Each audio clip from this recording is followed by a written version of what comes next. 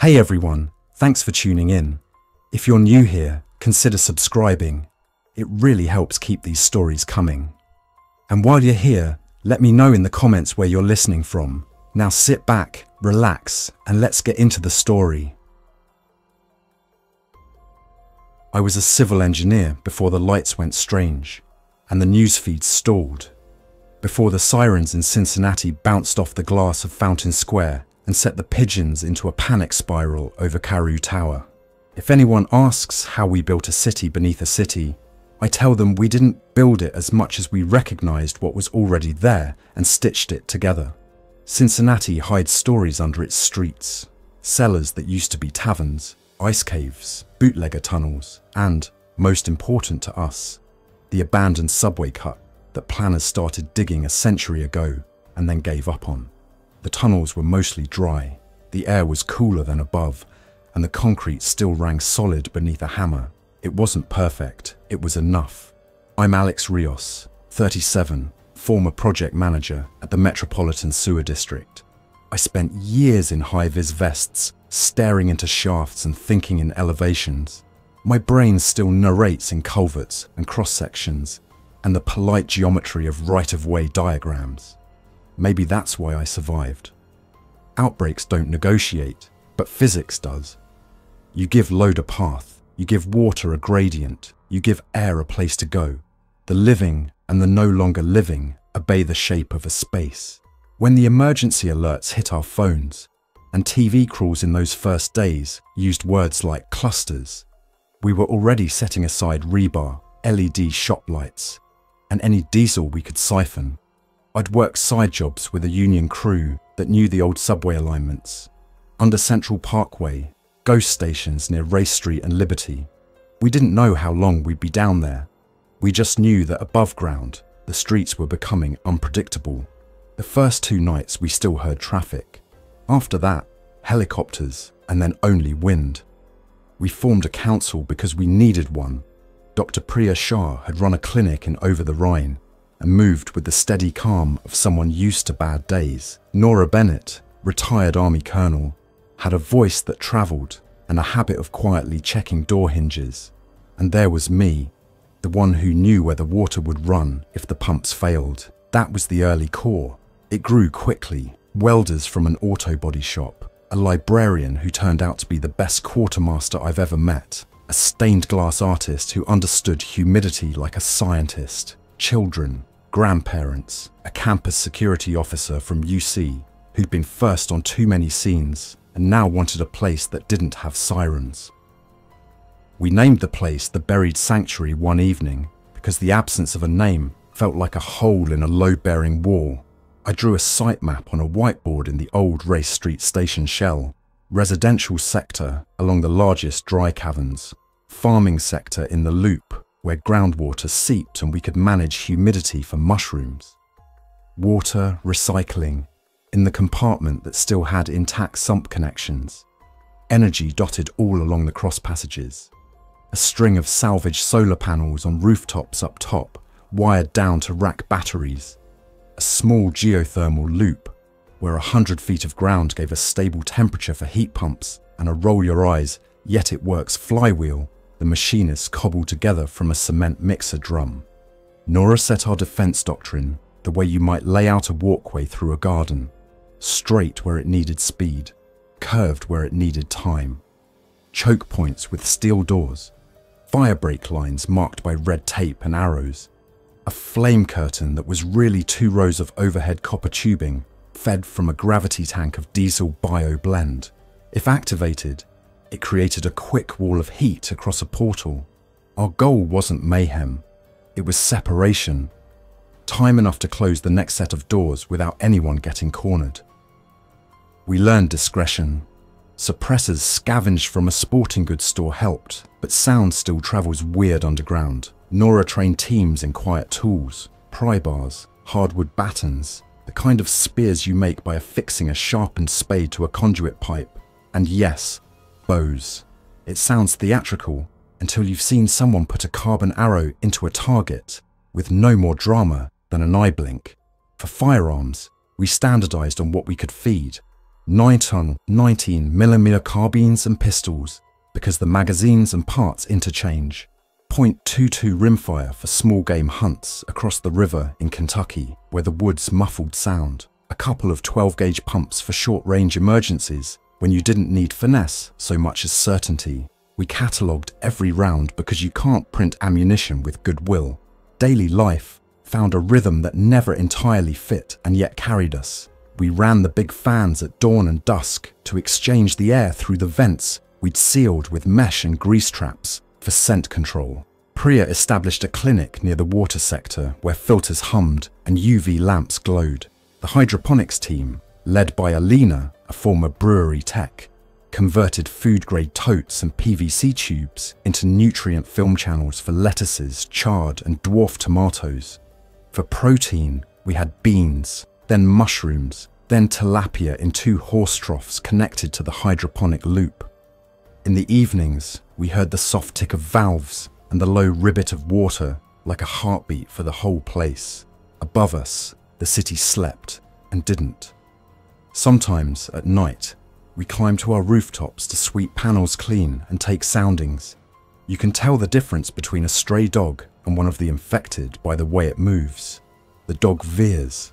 The infected move like a compass needle, pulled by a point you can't see.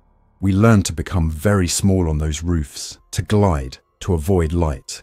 When we had to, we used radios in whisper mode and took routes with deep alleys and steel fire escapes we could retract. A trip up, a trip down, no heroics. The first serious scare didn't come from outside. It came as a headache. A few people started waking up with dry coughs and a rash that looked like nettle stings on their forearms. Priya asked questions in her kind, relentless way. Where do you sleep? What did you eat? Where do you work? We traced a cluster to the mycology chamber. Our oyster mushrooms were thriving so well that we had begun packing extra into drying nets. The smell in that room was rich and wet and good. And maybe, Priya said, heavy with spores, we weren't filtering well enough. We tested what we could with the last of our OTC kits. Nothing conclusive. But we changed the airflow, added damp curtains to scrub the air, and we started wearing masks in any space where we turned the earth. While we solved that, another problem approached on quiet feet. Curiosity from above. We'd thought the vents were secure. Stout grates, layers of mesh, a little stink of diesel to make them uninteresting. But heat carries a signal. And in October, when the nights got cold enough that our breath made clouds, creatures began to linger around the grates, listening. Scouts reported behavior we hadn't seen in the early months.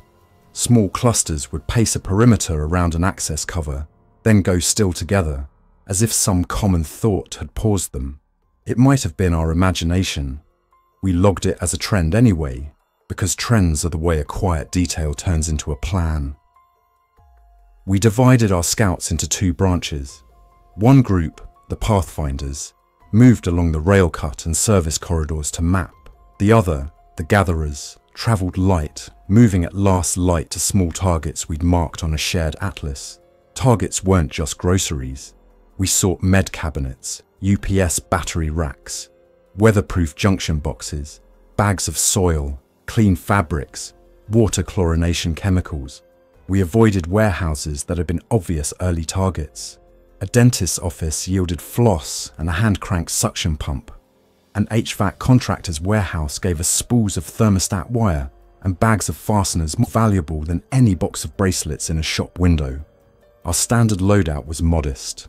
One 9mm carbine with 3 magazines, one sidearm as a backup if someone got separated, a compact first aid kit, a 2-way, a folding saw, and a rope bag.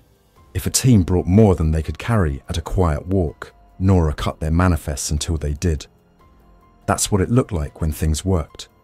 When things did not work, it looked like the night Jamal Carter took command of his own story. Jamal was 25 and a leader whether he meant to be or not. He'd played safety at Walnut Hills and then worked maintenance for the streetcar line. He moved well, thought fast, and believed, and I say this without judgment, that if we didn't take space above, we would be living in a salt mine for the next decade. He gathered 8 people who agreed. They proposed a test.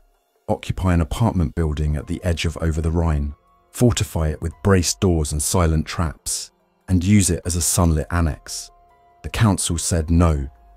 Annexes become islands, Nora said. Islands need bridges. Bridges get watched. Priya asked gentle questions about water, heat, and septic gas.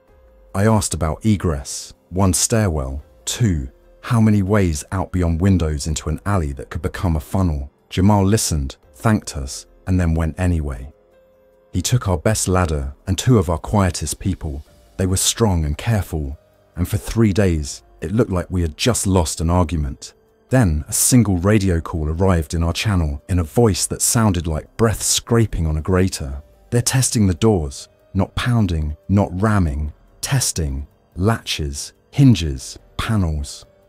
Someone had made human behavior into a reflex. We launched a retrieval under cover of midnight cloud and rain, took a back way through a row house cellar whose owner had probably sold whiskey through a sliding panel in the 1920s, and reached the annex. Jamal's team had barricaded with refrigerators, bolts, and screws. It wasn't enough. They were all alive when we came. We left the furniture where it lay, took the people, and sealed the basement window behind us with 2 anchor bolts and a bead of expanding foam. The next day, scouts reported that a mass of the infected had gathered at the front entrance and then dispersed as if bored. "They'll come back," Nora said. From that day on, Jamal came to council. He didn't like us much more. He simply saw the shape of our decisions. The winter was kind to us, which is to say, it wasn't as unkind as it could have been. We learned to sleep in layers. We rationed LED hours like we rationed sugar. On Sundays, the librarian, Marsha from College Hill, ran story circles. You could talk about a book, recite, or remember a place you loved. We took turns describing sunlight. I drew it on the whiteboard as a series of arrows because I can't help myself. People laughed. It felt like the sound a room makes when heat comes on. In January, during a cold snap that turned the Ohio River to slate and stiffened the hydraulic lines on our freight elevator, we discovered the compromise that would mark the beginning of the end of our false peace. The way in wasn't dramatic. It was an 18-inch ventilation conduit we had mapped and sealed during the first week. Bolted grate, welded strap, foam gasket. The strap was still there, the bolts were not. The grate was in place, but different, slightly polished as if handled by small, patient fingers over and over again. We found it because we smelled air that wasn't ours. Air has stories too. Ours smelled of mild soap, iron, mushroom earth, and a particular resin from the cable ties we used everywhere. That day, it smelled of wet leaves and a hint of something like copper. We called a full stop on movements while we checked every other vent. 10 were fine. At 2, the bolts had gone missing. No intrusion, just missing. We added lock plates. We rigged alarms of fishing line and jangling nuts. We established a quiet hour at dawn to listen. The next morning, the line jangled on shaft C12, and 3 minutes later, we heard the first careful tap on a downstream door. It was gentle, patient, like a knuckle asking for entry. We held our breath until the fan cut on to give us pressure in the opposite direction. The tapping stopped. It would have been easy to call it nothing. Instead, we shifted to a new posture. Fewer gatherer runs, bigger pathfinder pushes to verify our back corridors, and a rethinking of our fail-safes. Nora wanted to wire demolition charges in the cross passages, small shots in pre-drilled holes to drop slabs and make instant dead ends. The mining crew we had by then, 3 siblings from a quarry outside Loveland, nodded like we were finally speaking sense. Priya didn't love the dust risk. I didn't love the loss of air pathways, but the plan made the kind of sense you write with a thick marker in block letters. You learn to tell time by sound. A freight train clattering across a distant bridge, water cycling through a cistern, the almost inaudible hiss when pressure equalizes across a door. I was in the water sector on what should have been a normal Tuesday, checking the chlorination pump, when the hiss didn't sound right. It came with a whistle. That meant flow where there shouldn't be. I stepped into the hallway and felt it on my cheeks. A draft. That was when the radio clicked twice in the pattern that meant drop everything and come. Footsteps in tunnels can be chorus or drumline, depending on the floor.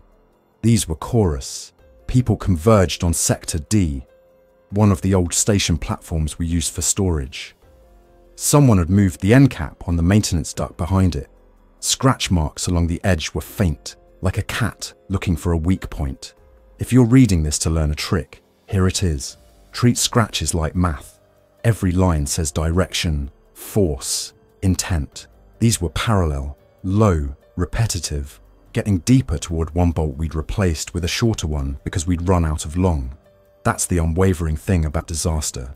It finds your 4 now and walks through it. We sealed D and cleared the area. The council met under a bare LED that made everything look like a diagram. We collapsed the spur, Nora said. We lose 3 storage bays.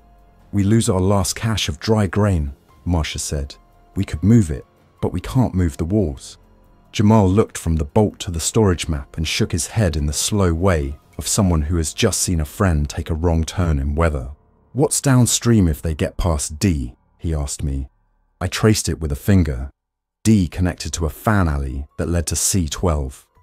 C12 connected to a lateral that served the farming sector. We had doors, yes, but doors close when you get to them, not before. We argued and then started drilling. A good collapse is ugly only to the plan. To an engineer, it's like a poem with a sad ending. Predictable stress release written in 9/8 time. We drilled a spool line along the crown of the spur and loaded small charges. Emulsion sticks taped, capped, wired to a simple firing box powered by a battery we babysat as carefully as any patient. We sandbagged a shield, evacuated, and counted down. The wet sound of concrete cracking is something you don't forget. It felt like the earth shrugging. Dust rolled like fog. We waited, then cleared, then listened. The after was a series of rosy metrics. Dropped slab, crushed duct, nothing moving. We signed off and logged it a win. By the next morning, 2 more vents had their bolts missing. We locked the sanctuary down like a ship in bad seas. Quiet hour turned into quiet morning. We took groups outside at carefully staggered times for rooftop panel cleaning and water barrel checks. The little greenhouse we'd built on a north side rooftop as a maybe someday became a liability on a map that was no longer ours. We stripped it, salvaged the film, and left the frame. If you'd watched us from a distance, you might have thought we were ants removing crumbs one by one from a table set with trouble. 2 weeks later, during a supply run to a hospital clinic in Clifton Heights, we learned what steady pressure looks like when patience meets numbers. The gatherer team, 3 plus a driver, found the pharmacy cabinet where a tech had once labelled everything with careful block letters: analgesic, antiemetic, electrolyte solution, saline. They were moving back toward the stairwell when something pressed against the doors from the other side, not slamming, just leaning. The movement had the group feeling of a crowd at a fair when the person in front sees something and everyone else sways without knowing why. The team waited. The pressure didn't change. The radio whisper said, "They aren't pushing, they're taking turns." That's when Nora altered our doctrine. Before, we'd sought to avoid contact. Now we aim to manipulate it. She designed decoys, sound devices made from hand-crank radios taped to metal coffee cans, set to emit a periodic tick that could be heard at 15 yards, 20 in a stairwell. We set them at corners to pull anything curious away from our actual routes. If you've never watched a group of the infected pivot toward a tick like sunflowers turning to the sun, I hope you never do. The devices worked for a while. Then the ticks stopped drawing as many bodies. We changed the pattern, then changed it again. We kept changing until it felt like we were playing chess against wind. Inside, life was still life. Babies had birthdays. A couple married in the station where a mosaic had lost half its tiles and still managed to look like a sunrise. We used LEDs to make a circle of light and stood in it with our tools in our back pockets like lucky charms. For an hour, nothing terrible happened. In March, a new illness crept through. Not fever, not cough, more like pressure, headaches, sinus pain, a sense that the air was thick even when the fans ran. Priya stepped carefully between what she could name and what she could not. Possibly elevated CO2 in sleeping compartments, possibly an allergen, possibly a mild fungal irritation from our mushroom chambers. She rotated sleeping quarters to break patterns, put extra plants into the residential corridors, and asked us to cut back mushroom harvesting for a week so we could deep clean. The mush team wasn't happy. Oyster and lion's mane had become our protein and comfort, but they wore masks and brought in shop vacs, and we washed every ward we could reach. The next week, symptoms eased.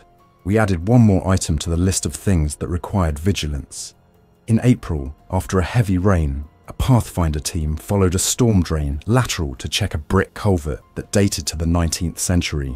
The mortar in older brickwork responds to time like a person does. It becomes softer and more dignified until it crumbles in a way that isn't.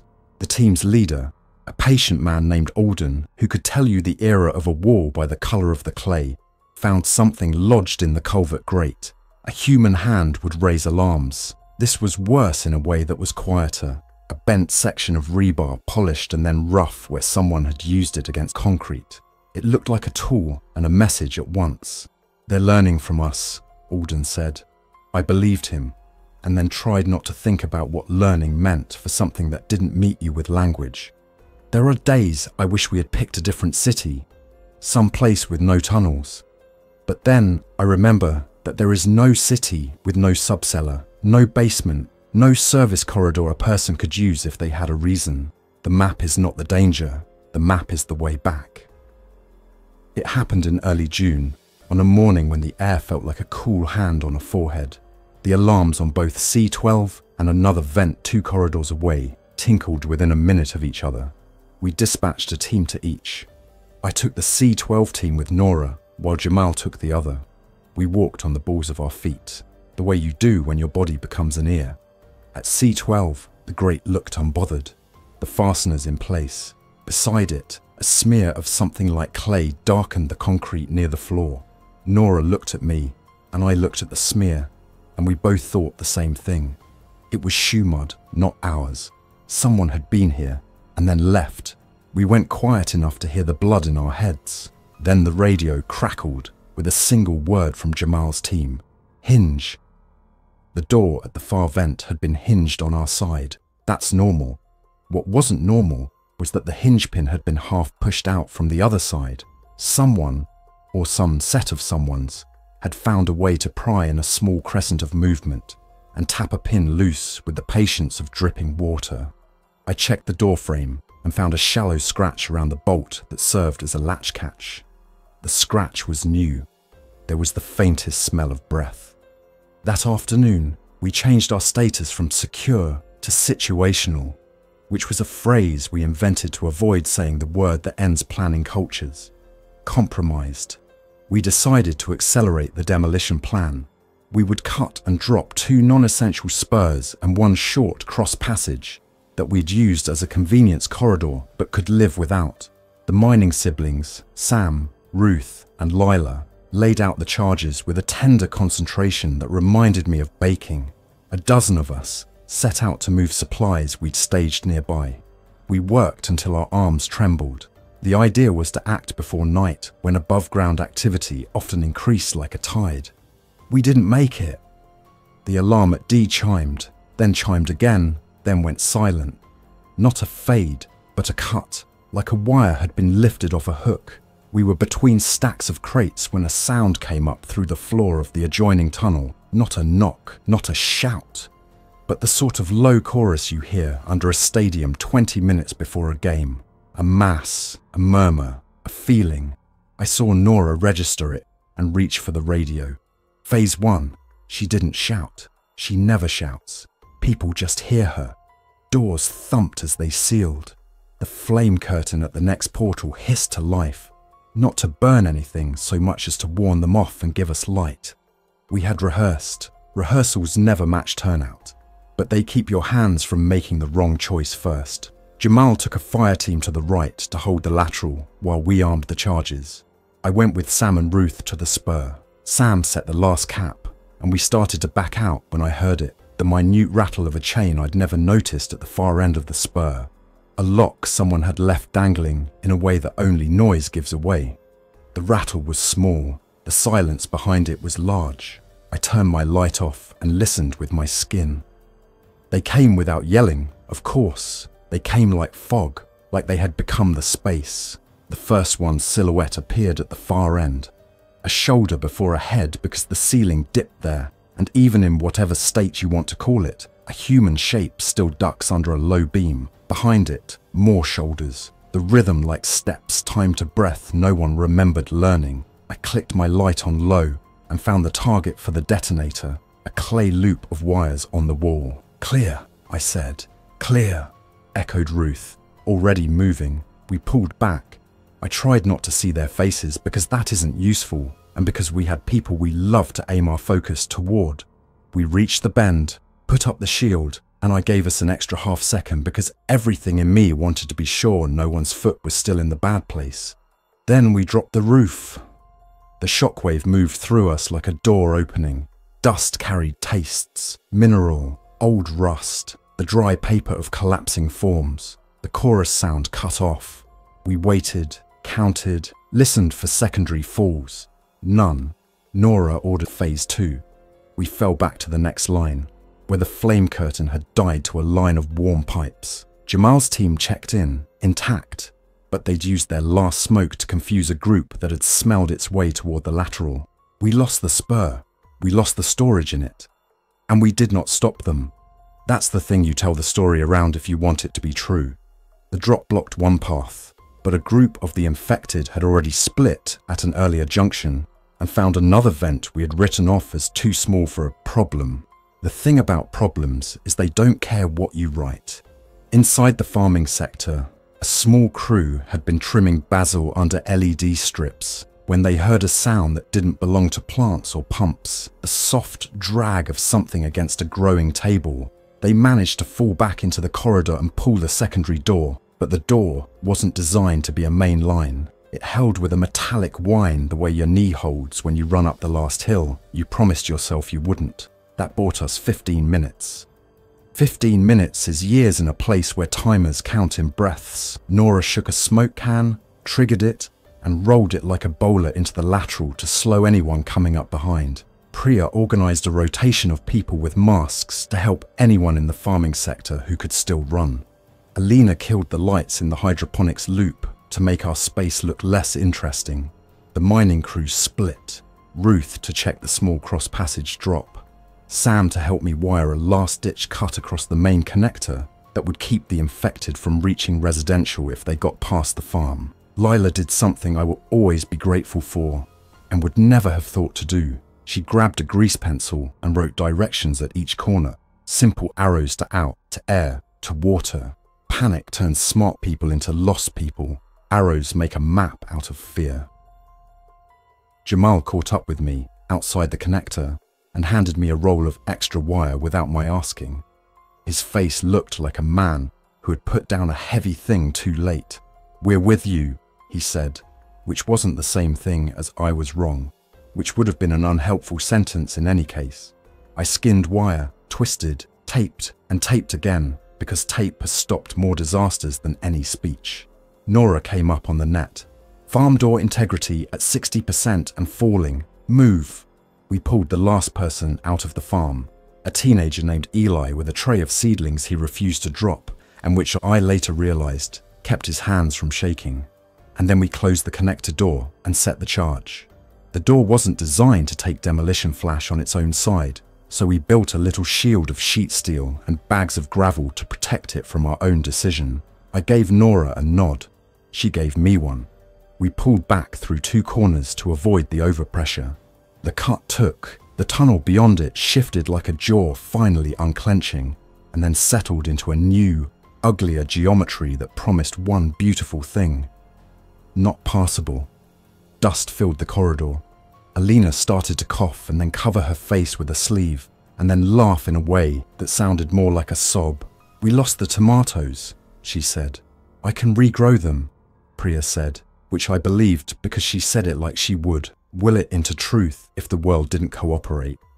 In a story that wants to be clean, the breach would end there, with our brave cuts sealing our home and us all clasping hands under the humming LEDs.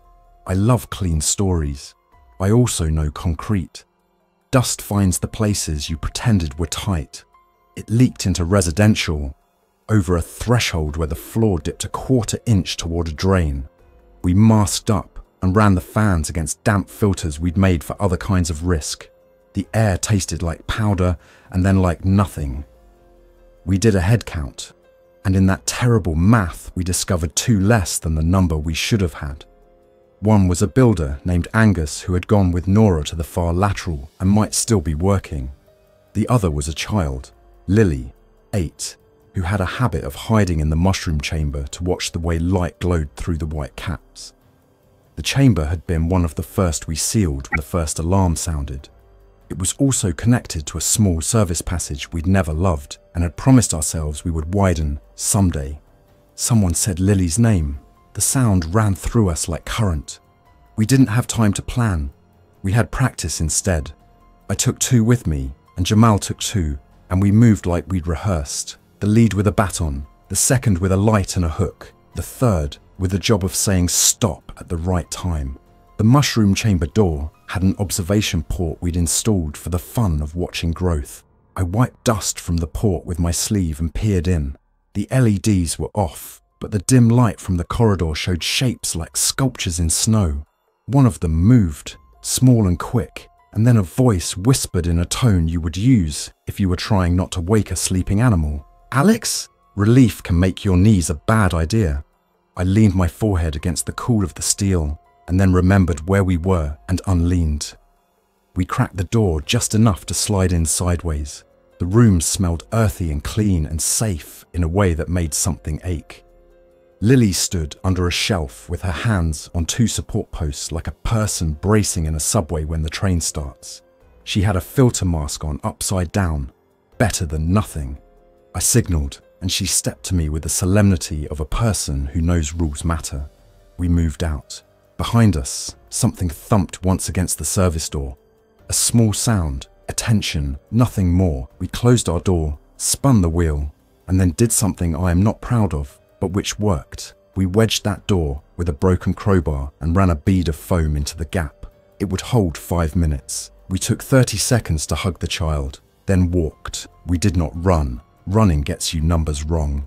When we made it back to the main corridor, I let myself look up and down it like a person leaving a storm cellar after the wind has moved on. People stood in small groups, silent in that way that means an orchestra is waiting for the baton to tap the music stand. Nora appeared, her hair dusted like she'd aged a decade in an hour. Angus came in from the lateral with a limp and a grin and a rope sling around his shoulders that suggested he'd used his own weight to close a door no one meant to open. He patted Lily's head like it was the promised land. We were holes and patching and improbable math, and we were still us. We slept in shifts for 3 days and then not at all for 1. Then we slept like people who had been holding breath for 2 weeks. When we woke, the new map sat on the whiteboard in lines that felt like a confession. Sectors gone, routes gone, but a home still coloured in green. We had lost the basil, the tomatoes, 2 racks of greens, a storage bay of grain, and 3 corridors that made life easier. We had lost the myth that we were invisible to the world above. We had not lost anyone, and that mattered more than all the shapes. After the breach, the council split into 2 camps, and I don't mean emotionally, I mean physically. Half of us stayed with the sanctuary, hardening, fixing, rerouting air, and rebuilding the hydroponics in the space we still had. The other half, led by Nora and, surprisingly, by Jamal, started planning an above-ground option that wouldn't be an annex, but a fallback. A fortified district built not as a dare to the streets, but as a series of layered zones with redundant exits, powered by the battery banks we could move and the panels we could defend. The tunnel saved us, Nora said, and it will again, but a fox knows more than one path to the den. We picked a candidate area, a triangle of blocks near Findlay Market, with brick buildings whose rooflines connected, narrow streets we could barricade with dumpsters and crushed cars, and sightlines that let us see movement before movement saw us. Water was the question. It always is. We mapped a route to a main that still had static pressure, the gravity feed from a tank on higher ground, and we scrounged gate valves we could operate by hand. It would never be perfect. It would be something. We practiced moving a convoy through quiet streets, with a lookouts on high rhythm that felt like an old movie, and then felt nothing like that when a light wind moved paper across an intersection and everyone ducked because sound does what sound does. We tested a silent hoist we rigged with sailboat blocks and a theatre winch to lift crates to roofs. We set decoy radios 2 blocks away and watched the pattern of curiosity adjust like a tide calendar you hadn't noticed being nailed to the wall next to your life. We brought back a measure of sun. Down below, the sanctuary changed shape again. The mushroom chambers took over the space where the basil once grew, and the new hydroponics channels ran tighter, more vertical, with staggered towers instead of horizontal runs to save floor space. Alina designed a rotating rack you could turn by hand for equal light distribution. We joked and called it the salad wheel. It squeaked in a way that made me want to find it a drop of oil even in my sleep. We improved air. We added CO2 monitors built from scavenged sensors, and a microcontroller a former UC student coaxed back to life with a soldering iron he treated like a magic wand. We set the fans to modulate based on levels instead of time alone. Priya measured headaches in a notebook and drew a curve that bent down with each improvement. The curve didn't hit 0. Curves in real life rarely do, but it kissed the axis in a way that felt like a promise. And then the choice found us. It didn't knock. It arrived as a fact, written in bolt heads. One morning in late July, Marsha went to rotate the stacks of tinned food we kept in the deep pantry and found that a shelf at the back had been shifted an inch. On the floor, there was a crescent of dust you wouldn't notice unless you notice things. She does. Behind the shelf, the wall bore a circle, faint and oddly regular, as if someone had traced a manhole cover where no manhole cover should be. I had never seen that circle because the shelf had always been there. That isn't exactly true. I had seen it and filed it under artifact. An old fill patch from when the subway cut was connected to service corridors that had later been abandoned. It wasn't that anymore. It was a disclosure. The mortar was hairline cracked. Someone had pushed that circle from the other side at least once. We had built a city out of seams, and we had ignored one seam because it hid behind food. We had been lucky. We were not going to be lucky again if we didn't act. The council met with a map and a willingness to say uncomfortable words. We can keep stitching, Priya said, or we can cut, but cutting will not feed anyone. We cut, Nora said. We cut and we go up, not forever, not in triumph, in rotation, half up, half down, with transfer points and shared watch. We become 2 places and keep both alive. Jamal surprised me by nodding first. We won't call it annex, he said. We'll call it wing.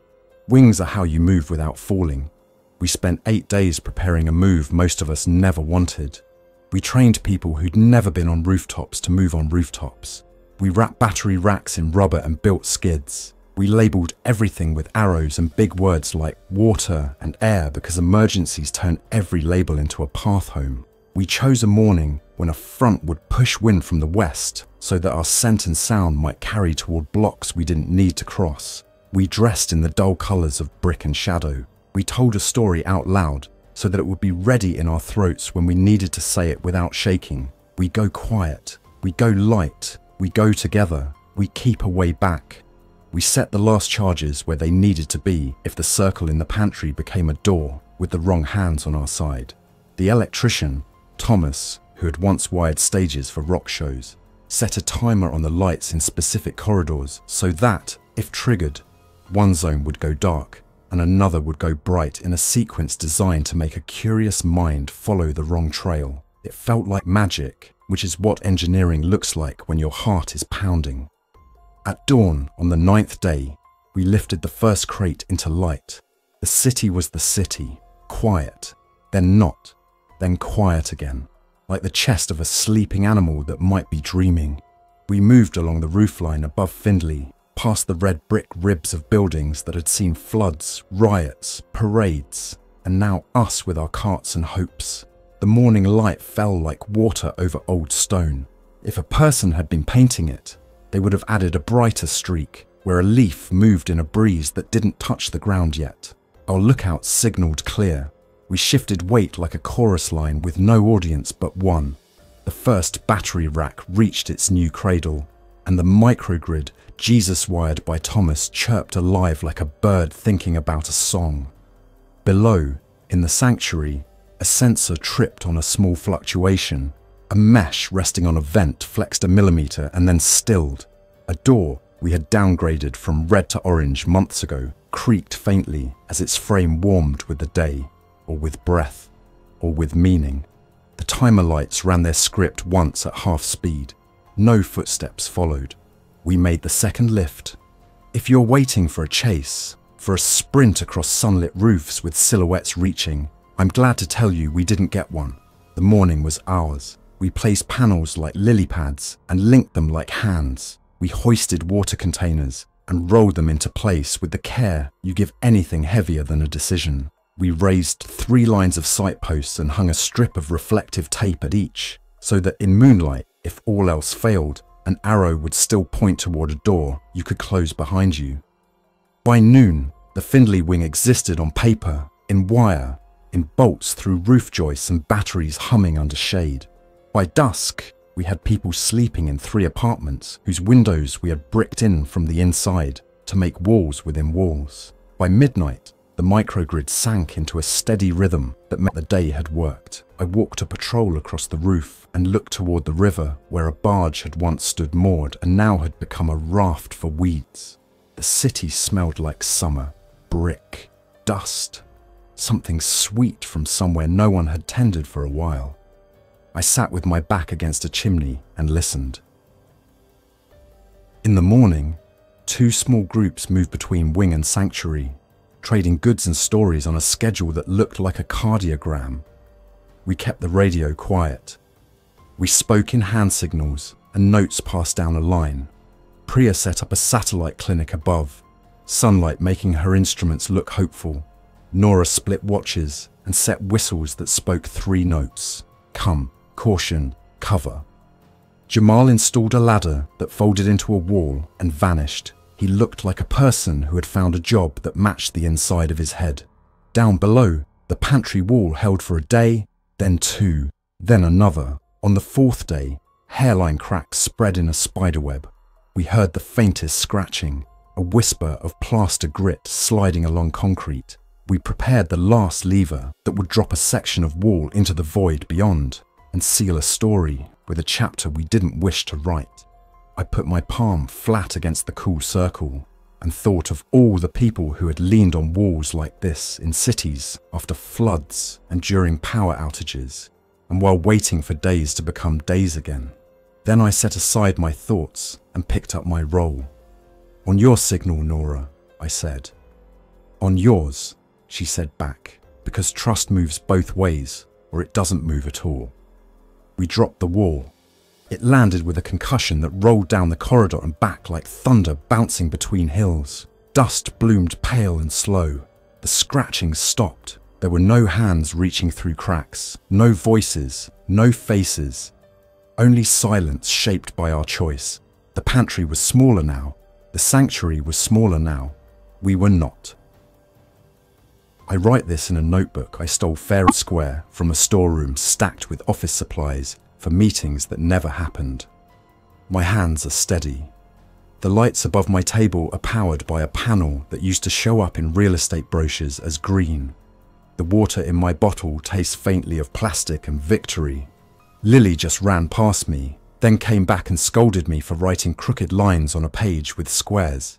Alina is arguing with Thomas about whether the salad wheel should turn clockwise or counterclockwise for even growth.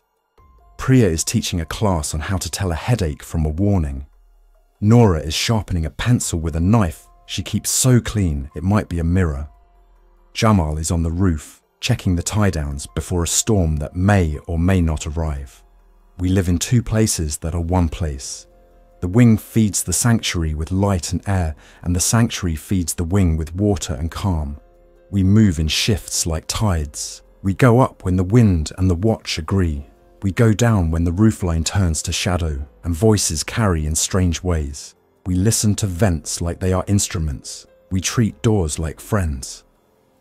Sometimes, at night, we still hear the city breathe. The chorus sound rises in the distance and then falls, as if the streets remember how crowds feel. I don't know what the next map will look like. I know how to draw it when it arrives. A line thick where the weight goes, an arrow where the air wants out, a note to self where something looks fine and isn't. I know what belongs on every page of every plan. Names, dates, the small decisions that make it possible to open a door and meet morning with something like grace. You ask how we survive. We survive by making good seams and honest cuts, by telling the truth about what walls can do and what they can't, by building two homes, one in light and one in cool stone, and never letting either believe it is alone. And when the day comes, and it will, that the wing must pull us up like a rope, and the sanctuary must let us go, like a hand releasing another, we'll make that cut with the same care. We'll carry what we can. We'll mark the rest. We'll leave the whiteboard map and a note at the door for whoever finds it after us. Air is good here. Water is clean. Go quietly. Take the stairs on the left. The right stairs end in a wall. If they read it, they'll know someone thought of them. If they don't, the wall will teach. The city has always held two stories at once. The one above, crowded and loud, and the one below, quiet and patient. We are both. The buried sanctuary is not a bunker. It's a promise written in concrete and light. We will make a way. Thanks for listening. If you enjoyed this story, don't forget to like and subscribe. Your support keeps these creepypastas coming. Until next time, stay alert, stay safe, and never ignore the feeling that something is watching.